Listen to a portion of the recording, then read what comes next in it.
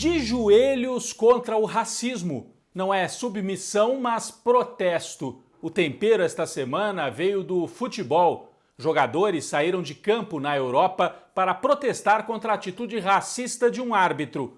No Brasil, o racismo segue a mil, com ameaças e mortes. A receita do caos inclui também guerra das vacinas, falta de coordenação do governo federal e a pandemia em alta. Na política, 2 ministros quase saíram no tapa dentro do Palácio do Planalto e a luta pela presidência da Câmara e do Senado. Eu sou Rodrigo Viana e esse é o Tempero da Notícia, começando agora.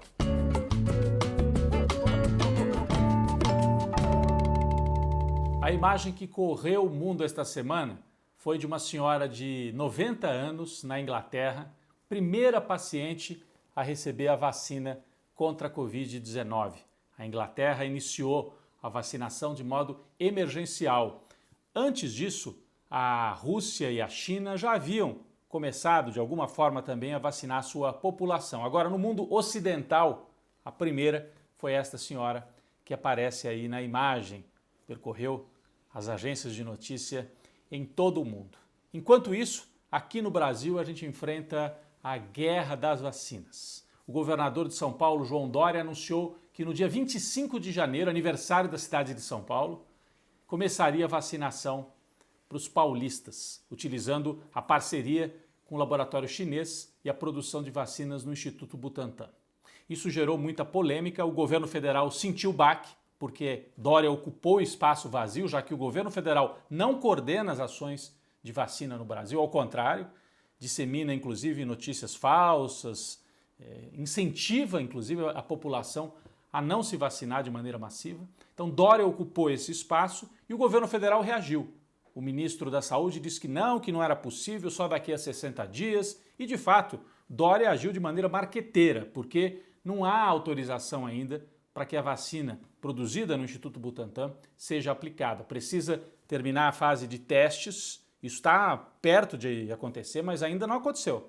E aí precisa mandar toda a papelada para a Anvisa para haver aprovação. Só que isso tinha que acontecer de maneira coordenada, de maneira rápida, e não pode ser uma coisa de São Paulo, tem que ser de todo o Brasil, porque bateu o desespero, gente dizendo que viria para São Paulo tomar a vacina.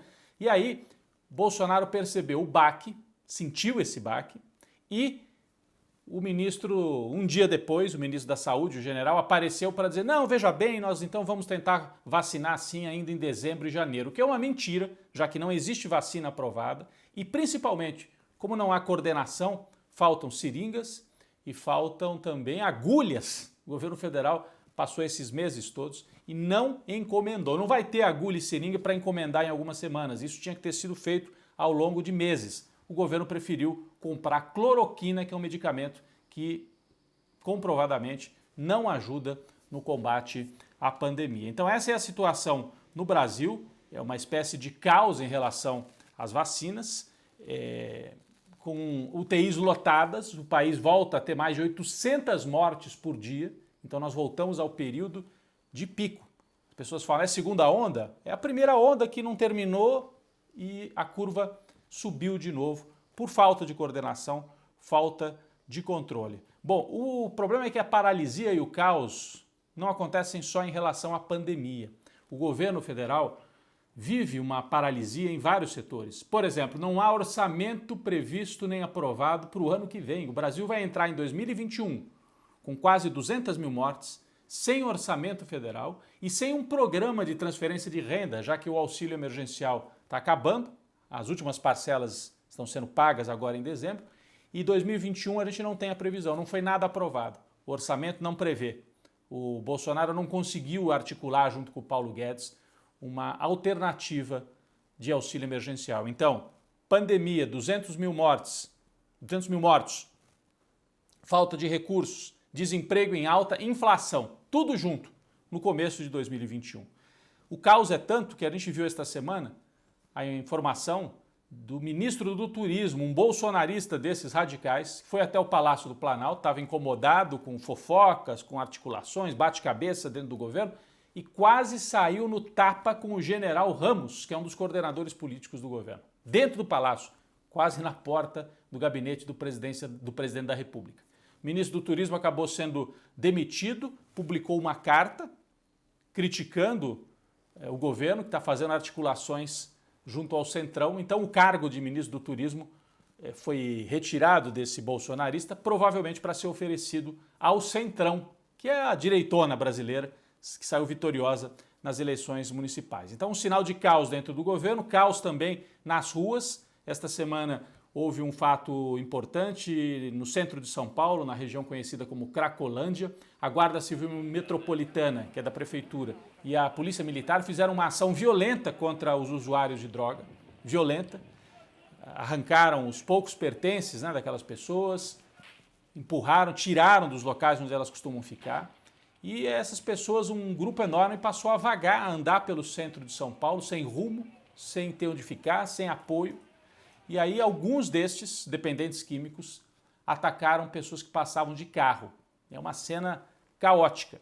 O padre Júlio Lancelotti, que é um dos poucos a prestar auxílio a moradores de rua e a dependentes químicos, protestou de forma veemente, publicou nas redes sociais, dizendo que era inadmissível a violência dos dependentes químicos contra as pessoas que passavam, mas também inadmissível a Polícia Militar de São Paulo, que não reprimiu, não estava ali para organizar, para tentar dar algum tipo de ordem naquele caos. Parece até que preferindo criar um caos, porque isso justifica uma repressão cada vez mais violenta. Então nós vivemos essa situação no Brasil, né? Fome, gente vagando pelas ruas, uma quantidade cada vez maior de gente vagando pelas ruas. Violência e caos social também na região sul do Brasil. Em Porto Alegre, a Brigada Militar, que é como eles chamam, né? Como os gaúchos chamam a Polícia Militar, foi até um bairro popular fazer uma daquelas ações em que entram pelas ruas e invadem casas sem mandado, né? Sem mandado judicial. E uma das moradoras disse não, tentou impedir os policiais de entrarem. Foi empurrada, caiu, bateu a cabeça e morreu. É a Jane Machado da Silva, uma mulher negra, militante pelos direitos humanos. Isso gerou muitos protestos em Porto Alegre, inclusive com o pedido de demissão de toda a cúpula da Secretaria de Segurança Pública lá no Rio Grande do Sul, Secretaria Estadual. Racismo também em Curitiba, no Paraná, contra a primeira vereadora negra eleita na história de Curitiba, Carol D'Artora. Ela recebeu várias ameaças de morte pelas redes sociais e ela disse, eu não vou ser uma nova Marielle, né? Eu vou resistir. É uma ameaça realmente contra a existência de uma vereadora negra em Curitiba. É um símbolo muito forte, os setores de extrema-direita não suportam. Esse tema do racismo ganhou manchetes, não só aqui no Brasil, como no mundo, com a ação dos jogadores de futebol numa partida lá da Liga dos Campeões, na Europa, PSG contra Istambul. O quarto árbitro, aquele que fica ali na beira do campo organizando, né, teoricamente, a entrada e saída de jogadores, fez uma ofensa racista contra o assistente técnico que estava no banco. Falou, aquele homem negro, aquele negro ali, dizendo para o árbitro principal. E aí o assistente se rebelou e disse, como assim? Você não fala aquele jogador branco, por que você falou aquele homem negro? Aí os jogadores entraram também no debate, resultado, saíram de campo. Saíram de campo em protesto. Então o racismo já não é mais aceito, não é algo assim, tudo bem, deixa passar, depois a gente vê. Os jogadores saíram e depois a partida foi retomada, outro dia, e antes de começar, todos eles ajoelharam no campo. Aquele gesto que ficou marcado também na NBA, nos jogos de basquete e nas provas de Fórmula 1, através do Hamilton, primeiro piloto negro campeão, né, multicampeão, o maior da história na Fórmula 1. Então o gesto de se ajoelhar no campo, mostrando que o racismo é um tema transversal no mundo inteiro, transversal e central no debate político hoje no mundo inteiro. Bom, aqui no Brasil, além desta questão do racismo, que pegou muito nas ruas, nas redes, na política nós temos um debate forte no Congresso Nacional. O Supremo Tribunal Federal vetou a ideia de reeleição do presidente da Câmara e do Senado, porque a Constituição proíbe. Então, agora, Rodrigo Maia não pode concorrer mais à presidência da Câmara, ele é o atual presidente. O governo Bolsonaro apoia Arthur Lira, um deputado desse grupo de partidos de direita tradicionais, do centrão, como é chamado, né? Então, Arthur Lira saiu na frente, tem o apoio de vários partidos de direita, tem o apoio do Bolsonaro. Então, há um risco grande de Bolsonaro controlar à presidência da Câmara. O grupo de Rodrigo Maia, que é um grupo de direita, mas que não é bolsonarista, tenta articular agora uma outra candidatura. Poderia ter o apoio da esquerda, que tem 130 votos ali na Câmara. Poderia influenciar e ajudar a eleger esse deputado aí mais de direita, mas independente do governo. Há esse debate acontecendo, acontece, só que o Partido Socialista Brasileiro, o PSB, teoricamente de centro-esquerda, né,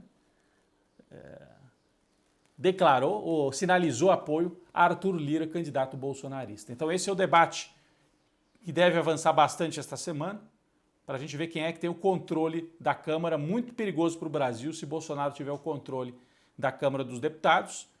Na economia, a gente voltou a ter a inflação subindo, recorde nos últimos 5 anos, em novembro, mês passado, né, o índice de inflação IPCA, muito alto, inflação principalmente na área de alimentos, o que torna a vida dos mais pobres ainda mais difícil nessa virada do ano. Os brasileiros se aproximam do Natal sem saber se poderão conviver com os seus parentes, com as suas famílias nas festas de Natal. Os infectologistas sugerem que não, aglomerações maiores não, só entre aqueles que já moram nas mesmas casas, grupos pequenos. Então evitar festas de Natal grandes.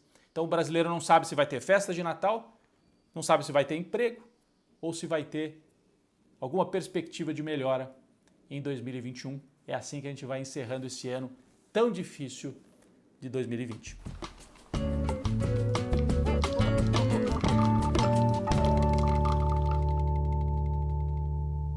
O nosso cafezinho essa semana é um café que é de lembrança, mas de tristeza. É um cafezinho para Marielle Franco e para o Anderson, motorista. Os dois morreram e já são 1000 dias. Esta semana lembramos 1000 dias sem saber quem foram os mandantes do crime que aconteceu no Rio de Janeiro. 2 homens já foram presos, um terceiro também estaria envolvido no crime. Mas e os mandantes? Por que Marielle foi assassinada e o motorista também acabou morrendo naquele atentado? Até agora as investigações não foram concluídas, várias idas e vindas, interferências, o governo federal preocupado. Então o país precisa de uma resposta. 1000 dias sem Marielle, e a gente também presta homenagem porque a Marielle, de certa maneira, foi a grande inspiradora desta onda de eleição em que várias mulheres negras feministas foram eleitas para as câmaras municipais em 2020. Então, pessoas com perfil muitas vezes parecido com o da Marielle, em várias capitais brasileiras, e não só em capitais, eleitas nesta onda, nessa demonstração de que é preciso. As mulheres precisam estar presentes nos parlamentos, nos espaços de poder nas cidades brasileiras. Então a Marielle, que é a inspiradora desta onda, e a gente então oferece um cafezinho, a memória da Marielle e para a luta de todos e de todas aquelas que permanecem dizendo quem matou Marielle e quem mandou matar Marielle. Nosso cafezinho, a memória de Marielle Franco e de Anderson, assassinados há mais de 1000 dias.